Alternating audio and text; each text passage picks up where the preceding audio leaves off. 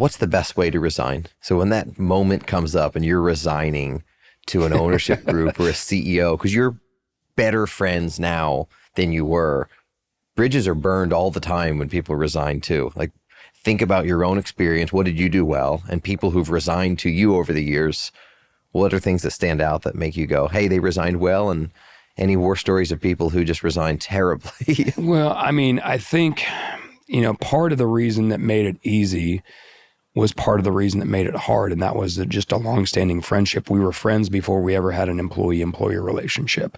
But that part of it, I remember, I think I got the offer verbally to be the CEO of the Austin Gamblers when I was in an Uber on the way to Nolan Ryan's 75th birthday party.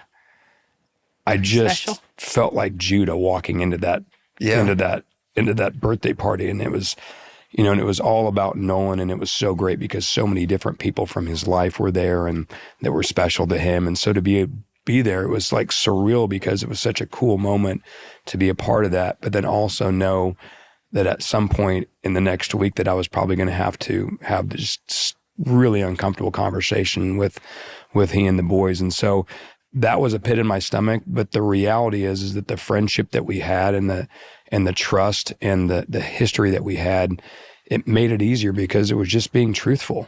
At the end of the day, I think that, the truth shall set you free, as they say. I knew probably how they were going to react in a very supportive and positive and loving way, but you never know that until it happens, and you just have this nervousness. But I just think at the end of the day, just being truthful, and I think addressing it head on, being transparent, I think any other way, I think it just makes it more difficult. And then I think any relationship after that is damaged if you don't do it that way.